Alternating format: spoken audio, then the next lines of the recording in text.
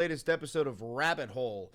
I'm your perfect and humble leader, Chris Valenti, and I think that today would be a perfect time to talk about the second war on drugs. Today's Rabbit Hole, we're going to be diving into the correlations between the war on drugs that began under Richard Nixon, was exacerbated by people like Ronald Reagan and Bill Clinton and George Bush Sr., and we're going to compare it to this current war on drugs that you are going through in the United States today. You know, there's a climate of fear surrounding the flow of fentanyl into the United States. There's this, like they're talking about how we're being invaded by the southern border with these cartel members and how we need to increase police budgets and give like a fucking $1 trillion to ICE so they could stop the flow of fentanyl. Not to mention the fact that, Wednesday. Today is May 24th, 2025, but on Wednesday, Texas banned all THC products. All of them. Punishable with a year in jail. So, I feel like this is a perfect time to start talking about the reason why the United States has such a terrible relationship with drug use, the reason why there's so much victim blaming and pinning this onto the drug addicts rather than the system that is failing in and of itself, which causes people to want to do drugs. Not to mention the poverty levels. Drug usage has nothing to do with race and everything to do with class, right? And I feel like this would be a good time to talk about it. So before we get started, don't forget to like, comment, subscribe, hit that notification bell. It costs you nothing and it helps me immensely. If you do want to support the channel financially, there's a couple of ways that you could do it. You could become a patron on Patreon for $5. You could become a member on YouTube for $5. You could buy some Valenti Videos merch right down below. And you can use the 40% off discount code for the Vantage subscription on Ground News, also located in the description down below.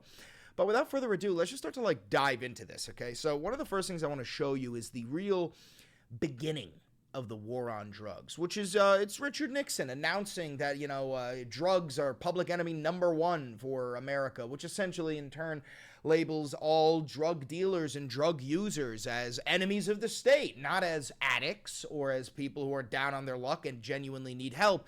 But it starts this climate of judgment rather than treatment. Let's listen. This is 1971. America's public enemy number one in the United States is drug abuse. In order to fight and defeat this enemy, it is necessary to wage a new all-out offensive. I have asked the Congress to provide the legislative authority and the funds to fuel this kind of an offensive.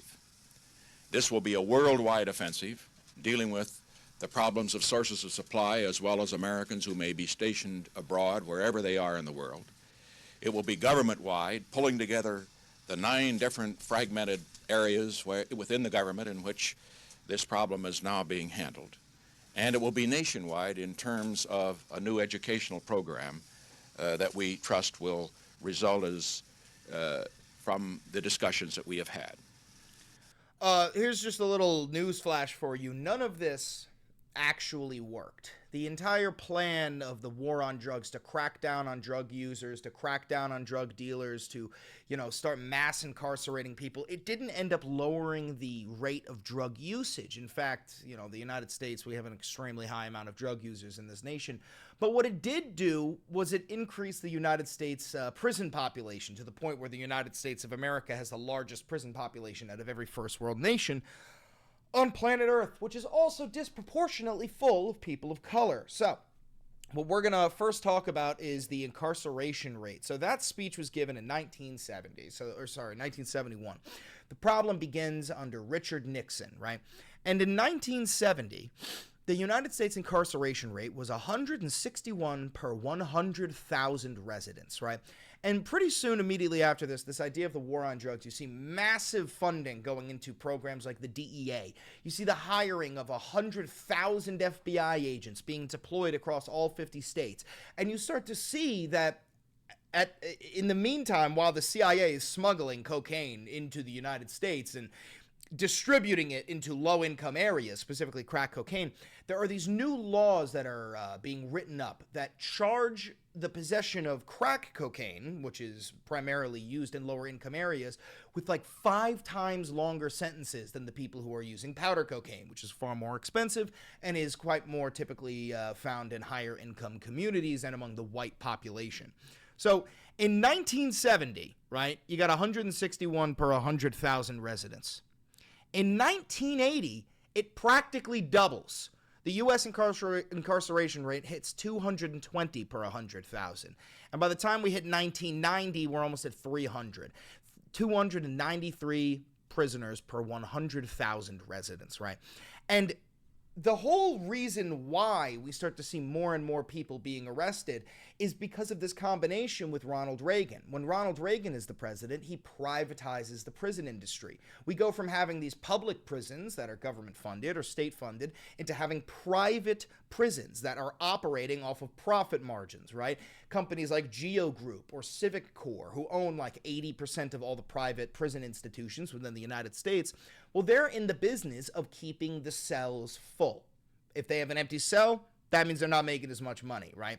So we start to see the birth of this punishment climate, right, where people are far more focused on finding every last drug user and throwing them in prison as if that is going to catch the big bad guy, the cartel leaders, the sicarios, the grow ops, right, all of these people. None of these people who have been thrown in jail, who are many of them, tens of thousands of them, are still sitting in prison today. None of these people helped bring down the drug rates, the drug usage rates. But what they did do was boost the profit margins of these private prison industries. And it also gave us birth to some of the most iconic lines in American history. One thing that I want to show you is when George Bush Sr. was the president, he pulled out a giant bag of crack cocaine in the Oval Office. And it was clearly fucking fake because these crack rocks were the size of jawbreakers from Ed, Edd n Eddy. But let's take a look at this clip. I think it'll be really funny for you. Be a very difficult fight. Come on, play the clip. We had a tech issue, but I'm back, and I'm here to show you George Bush Sr. with a bag of crack. Difficult fight. This is crack cocaine, seized a few days ago by drug enforcement agents in a park just across the street from the White House. Look at those fucking rocks, bro. It could easily have been. Okay, so you're getting a little taste of some of the funny shit that we got during the first war on drugs, right? But here's another clip. Here's Nancy Reagan, one of the most famous clips, Just Say No. During the time she was on drugs, everything appeared to her in shades of black and gray. And after her treatment, she was able to see colors again. So to my young friends out there, life can be great, but not when you can't see it. So open your eyes to life, to see it in the vivid colors that God gave us as a precious gift to his children, to enjoy life to the fullest and to make it count. Say yes to your life, and when it comes to drugs and alcohol, just say no. So, this whole just say no, the war on drugs, this became, like the fucking Bible for white Americans across the United States, right? But at the same time, there were these laws being written in, like the 3-strike rule, which essentially meant that if you were on your 3rd strike, if you were being arrested or detained, if you were caught or charged with any sort of drug offense and it was your 3rd time, no matter what that crime was, no matter how nonviolent the crime was, you would get a mandatory minimum sentence of 25 years in prison, right? So immediately, as we see the incarceration rate skyrocket across the United States, we also see the black and brown population is disproportionately thrown in prison, right? So what I wanted to show you here was the difference between crack and cocaine sentencing. This is, what is this? This is an actual document, the United States Sentencing Commission. This is sent in 1995, a special report to Congress. So although the two types of cocaine cause similar physical reactions, the sentences that users and sellers of the drugs face are vastly different. For powder cocaine, a conviction of possession with intent to distribute carries a 5-year sentence for quantities of 500 grams or more. So in order to go to jail for 5 years, you would need to have 500 grams of powdered cocaine. But for crack, a conviction of possession with intent to distribute carries a 5-year sentence for only 5 grams. Okay? So you have to understand how expensive powder cocaine is, right? In order for a rich white business guy in Wall Street to get 5 years in prison after being caught with powder cocaine, he would need to have 500 grams of it. But in order for a low-income minority to get thrown in prison for 5 years, all they needed to have was a mere 4 grams of it. Right, or sorry, 5 grams of it. It is literally a 100-to-1 ratio in the sentencing, right? So immediately you're starting to see and don't forget that this is all at the same time that, Ronald Reagan's CIA is illegally smuggling cocaine into the United States and purposefully distributing the crack cocaine into black and brown populations so that more and more of them will be thrown in prison, not only to help with the Republican vote, but to also help with the slave population that we have in the prisons, which we will cover at the end. So I want to show you this quote here. This is directly from Richard Nixon's, assistant to the president for domestic affairs. This is a quote, ready, from John Ehrlichman. Quote, "You want to know what this war on drugs was really about? The Nixon campaign in 1968 and the Nixon White House after that had two enemies, the anti-war left and black people. You understand what I'm saying? We knew we couldn't make it illegal to be either against the war or black, but by getting the public to associate the hippies with marijuana and blacks with heroin, and then criminalizing both heavily, we could disrupt those communities. We could arrest their leaders, raid their homes, break up their meetings, and vilify them night after night on the evening news." Now, this isn't conspiracy. This is self-admitted from John Ehrlichman, assistant to the president for domestic affairs under President Richard Nixon. This guy's job was quite literally to sow dissent between, the hippies and the blacks and the whites and the Republicans and the Democrats. This is all intentional division specifically designed to throw leftists and black people into prison, right? Now, as we move through this rabbit hole, we're going to start to move into the modern era. And how am I going to connect, the old war on drugs to the current war on drugs? Well, something that I want to show you is a campaign promise that Trump made when he was running. I know that he's a president now, but this is important for you to see. Much lower. Look, unless you have the death penalty for drug dealers, you'll never get rid of the drug problem. Put that through your head. Sorry, let me turn the volume up.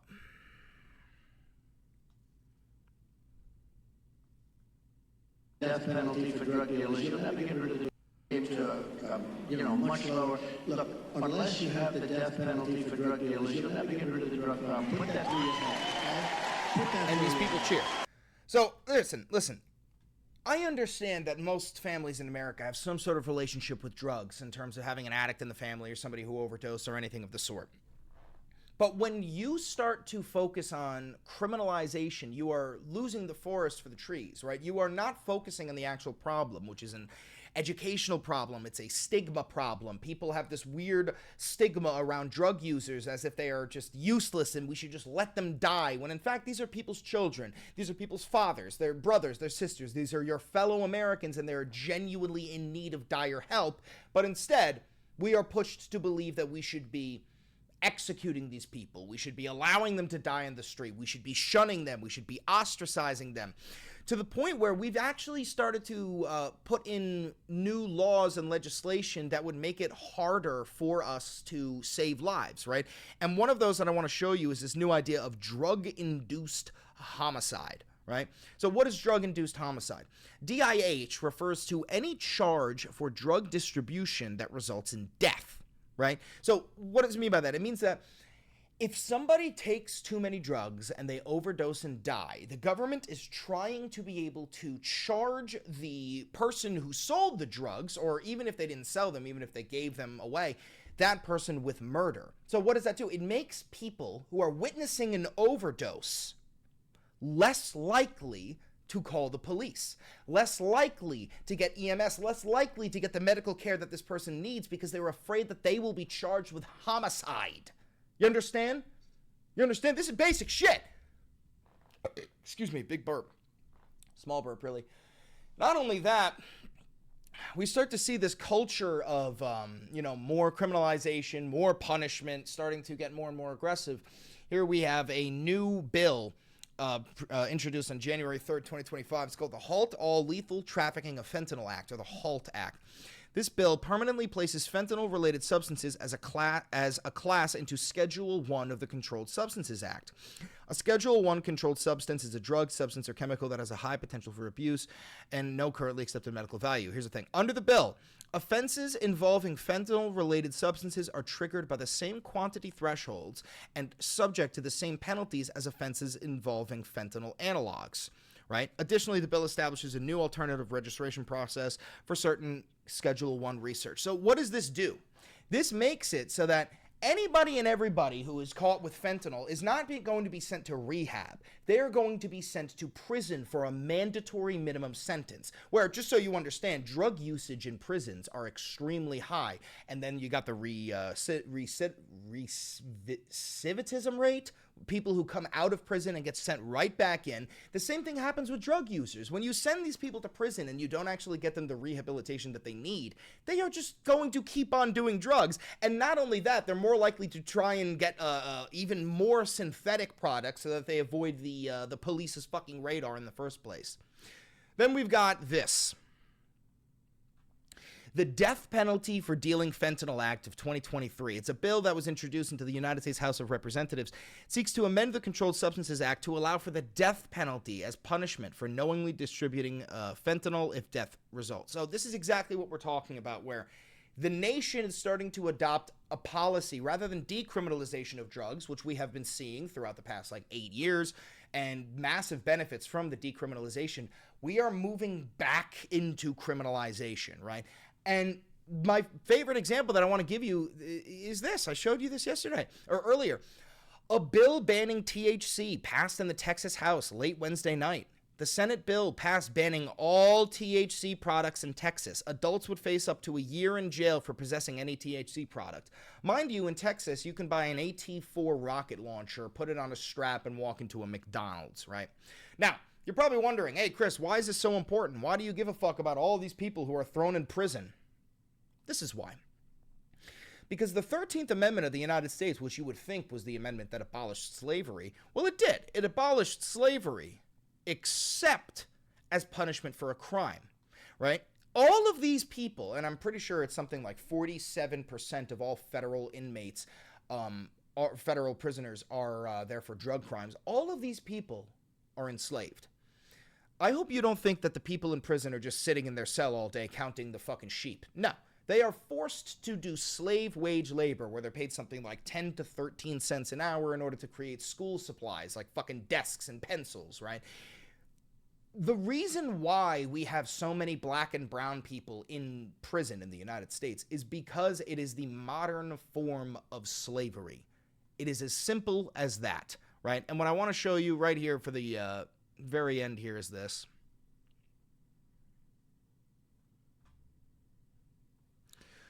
Over 360,000 people are in prison for drug offenses, okay? All of those people, look at this, focuses on drug trafficking. Within the federal system, a large majority, 99% of those incarcerated for drug offenses were convicted of drug trafficking rather than of simple possession. Racial disparities. It is important to note that racial and ethnic disparities exist within the criminal justice system, including drug-related incarcerations, okay?